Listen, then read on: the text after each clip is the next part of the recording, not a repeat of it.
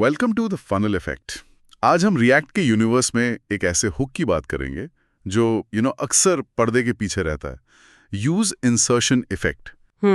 ये कोई ऐसा रोजमर्रा का हुक नहीं है जिसे हम हर कंपोनेंट में यूज करते फिरते हैं। इसका एक बहुत ही स्पेसिफिक काम है। बिल्कुल। और ये खास तौर पर उन डेवलपर्स के लिए डिजाइन किया गया है जो CSS इन JS लाइब्रेरीज बनाते हैं। हाँ, ये बात इंपॉर्टेंट है। हम इसकी पूरी जानकारी सीधे रिएक्ट के ऑफिशियल डॉक्यूमेंटेशन से ले रहे हैं, तो सोर्स तो बिल्कुल ऑथेंटिक है।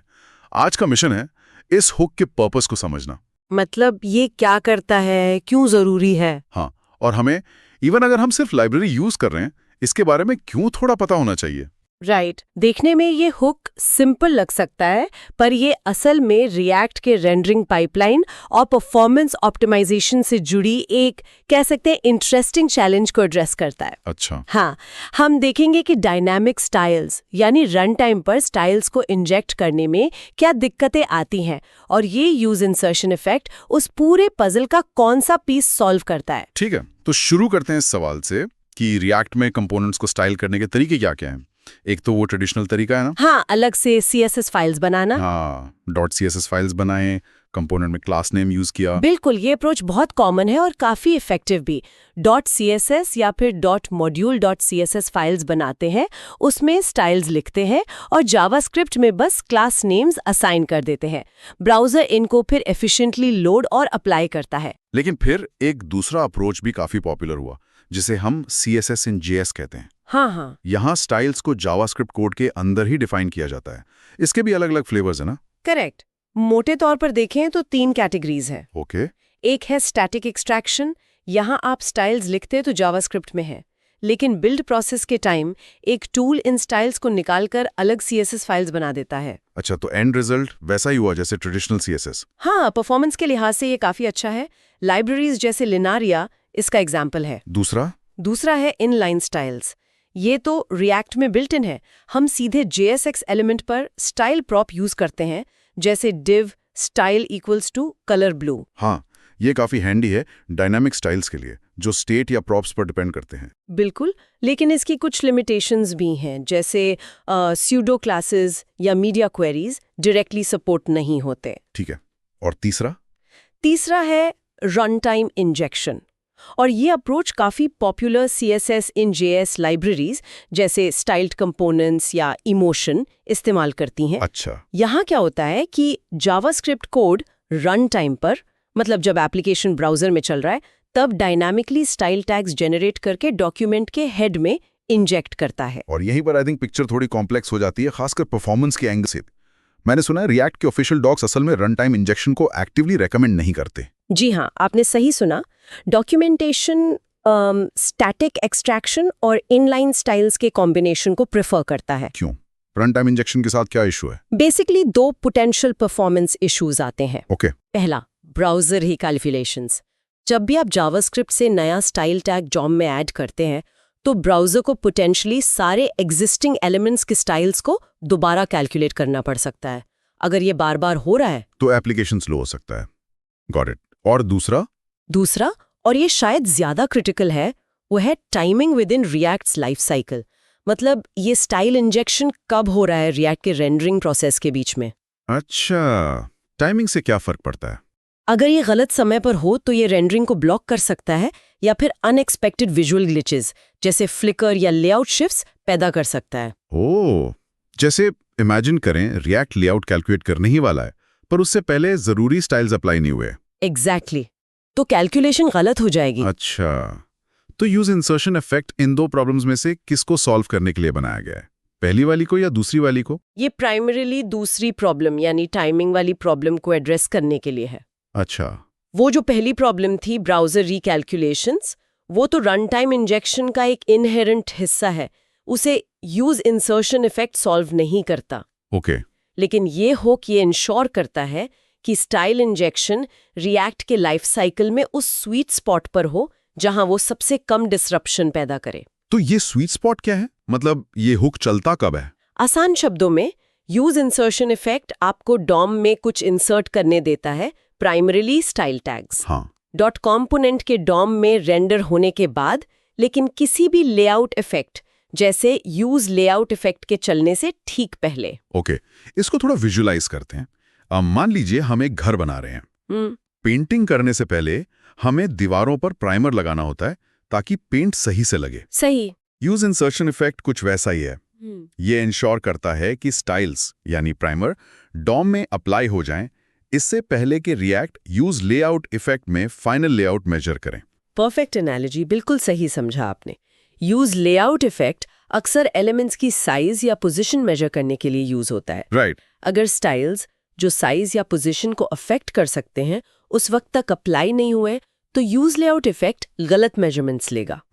यूज इंसर्शन इफेक्ट इस बात की गारंटी देता है कि जब यूज लेआउट इफेक्ट चलेगा तब तक जरूरी स्टाइल्स इंजेक्ट हो चुके होंगे। इंटरेस्टिंग।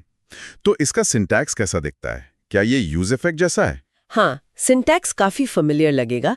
ये है use insertion effect setup dependencies. Okay, setup और डिपेंडेंसीज। हाँ, सेटअप फंक्शन में वो कोड होता है जो आप एग्जीक्यूट करना चाहते हैं, जैसे स्टाइल टैग क्रिएट करके document.head में अपेंड करना। ठीक है। ये फंक्शन ऑप्शनली एक क्लीनअप फंक्शन भी रिटर्न कर सकता है जो कंपोनेंट अनमाउंट होने पर या डिपेंडेंसीज चेंज होने से पहले चलता है। बिल्कुल यूज इफेक्ट की तरह। हाँ, और डिपेंडेंसीज एक ऑप्शनल अरे है, बिल्कुल यूज इफेक्ट और यूज लेआउट इफेक्ट की तरह।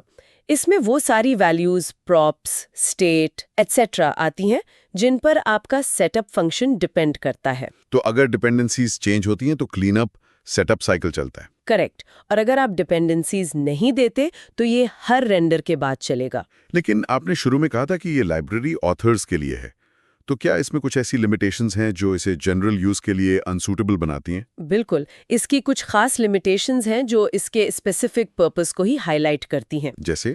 पहला, ये क्लाइंट साइड ओनली है। ये हुक सिर्फ ब्राउजर में चलता है। सर्वर साइड रेंडरिंग यानी SSR के दौरान ये एग्जीक्यूट नहीं होता। अच्छा, तो लाइब्रेरीज को सर्वर पर स्टाइल्स कलेक्ट करने का कोई और तरीका यूज करना पड़ता होगा। एग्जैक्टली। दूसरा, नो स्टेट अपडेट्स। आप इसके सेटअप फंक्शन के अंदर स्टेट अपडेट नहीं कर सकते। ओह, ओके। ये रिएक्ट के रेंडरिंग फेज से पहले एक बहुत ही स्पेसिफिक विंडो में चलता है जहां स्टेट अपडेट्स अलाउड नहीं होते। ठीक है। और तीसरा, रेफ्स नॉट अवेलेबल। जब यूज इंसर्शन इफेक्ट चलता है तब तक कंपोनेंट के रेफ्स जो रेफ प्रॉप से बनाए जाते हैं, हाँ, वो डॉम एलिमेंट से अटैच नहीं हुए होते। इसलिए आप इस हुक के अंदर से डॉम नोड्स को डायरेक्टली एक्सेस करने के लिए रेफ्स यूज नहीं कर सकते। ये तो काफी कंस्ट्रेंट्स हैं। एक और था शायद। हाँ, एक और पॉइंट है डॉम अपडेट्स टाइमिंग का।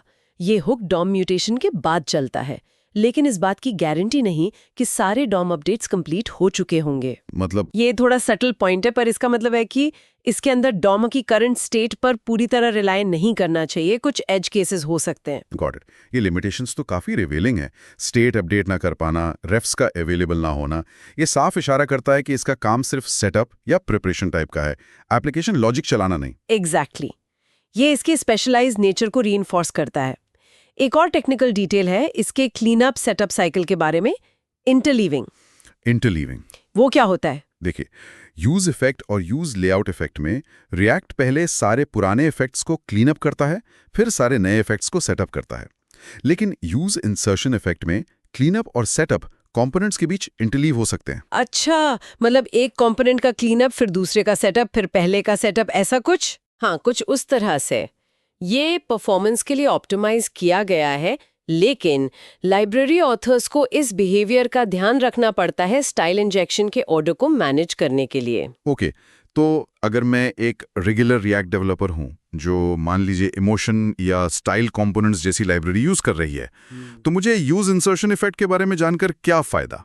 मैं तो इसे डायरेक्टली यूज नहीं करूंगी। ये सही है कि आप इसे डायरेक्टली यूज नहीं करेंगे, लेकिन ये समझना कि ये हुक क्यों एग्जिस्ट करता है आपको दो चीजों की बेहतर अंडरस्टैंडिंग देता है। ओके, क्या है वो? पहला, रिएक्ट्स परफॉर्मेंस कंसिडरेशंस।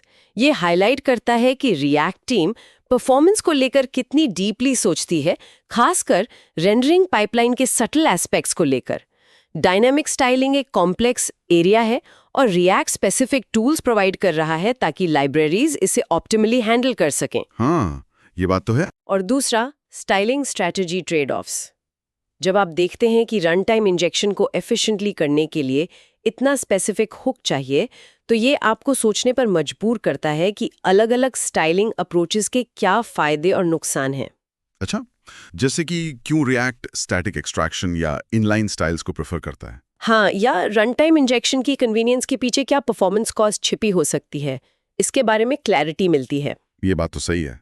ये जानकर हमें अपने प्रोजेक्ट के लिए स्टाइलिंग अप्रोच चूज करते वक्त एक एक्स्ट्रा पर्सपेक्टिव मिलता है। अब सवाल ये उठता है कि यूज इंसर्शन इफेक्ट में स्टाइल इंजेक्ट करना दूसरे ऑप्शन से बेहतर क्यों है? फॉर एग्जाम्पल, कंपोनेंट के रेंडर फंक्शन के अंदर ही स्टाइल्स इंजेक्ट क्यों नहीं कर सकते? उसमें काफी प्रॉब्लम है। या फिर यूज लेआउट इफेक्ट में क्यों नहीं? दोनों के अपने इश्यूज हैं।